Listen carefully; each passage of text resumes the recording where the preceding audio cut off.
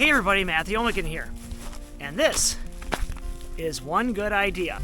Once again, my name is Matthew Oehmichen for Short Lane Egg Supply, and I'm out here in Colby, Wisconsin. And what we're looking at right now is the tail end of a waterway that stands between the headwaters of the Little Old Plain and a lot of agriculture land. And what we're going to do here is that we're going to transform this parcel to best land use management practices with the help of our friends at One Good Idea. And who's One Good Idea? It's a collection of university specialists and driven farmers and conservationists that came together a couple of years ago to create a clearinghouse of information and resources that farmers and other conservationists can utilize to learn these best use land management practices to stop soil erosion, nutrient discharge going into the Mississippi River Basin, and also to create better profitability for farmers.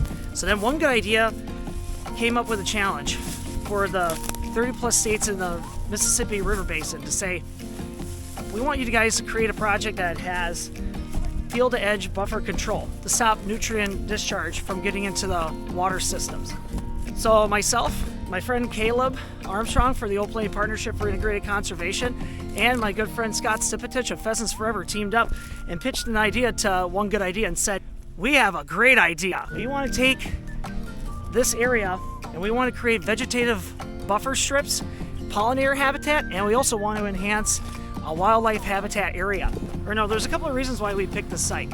First, we have a sea of reed canary grass, which is not a really happy grass to work with here in Wisconsin. For years, this is just growing up with marsh grass, mainly reed canary grass, which is not beneficial to the wildlife, not beneficial to make hay off of. This field edge has always been a drag on the bottom dollar for our row crop acres. It always has underperformed. And if you can kind of see on this map here, we had yield marks that went from 50 bushel down to 0 bushel and actually dragged the field average by 50, 60 bushel. So we want to eliminate these marginal acres so that we can increase our profit margins on here. So we're going to do a vegetative buffer strip that will go on the outside edge of these fields here that we can also cut for forage, but also keep coming back year after year. And another thing that we wanted to do was, it's always nice to help out the humble pollinators because they do so much for the farmer and for the world in general. So we're also going to be putting in a pollinator strip that's going to benefit honeybees, bumblebees, any kind of bee, and all the pretty butterflies that just make life so grand. And the other reason, we wanted to have more of our flowering native plants come back to life. They're drowning in the sea of reed canary grass, but they're holding on. They're clinging on. Both of those we put into a lot of seed mixes. Yeah. So we don't put into a lot of seed mixes because it's so expensive. So what you're trying to say here is we got an opportunity that we could just kind of work with what Mother Nature dropped down here. It's worth a try. Yeah, it sounds like you got the resources. Get the land to do it. So once we start getting this reed canary grass under control, we're going to really enhance this wildlife area. That's going to benefit the little things all the way up to bigger things like birds, deer, you name it. And so now it's up to us to get this implemented. So we're going to start with step number 1. And step number 1 is that we're going to be doing a control burn throughout this entire area right here. And my team behind me is starting to get everything set up and ready. So we're going to get all this thatch burned off, and that's going to give us a fresh, clean start so we can get a new seeding down. But first, we got to start the fire.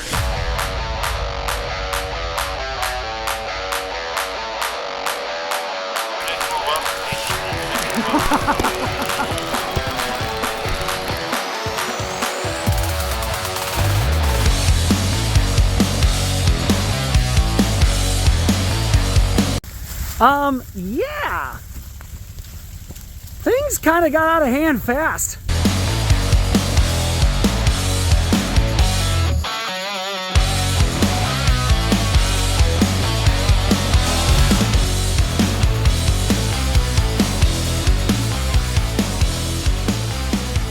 So what are the do's and don'ts for a control burn? Don't run out of drip torch fuel. Number one. Number 1, don't run out of water. Number 2. Number 3, don't burn in low water. Or low water or low wind. And number 4, check your humidity.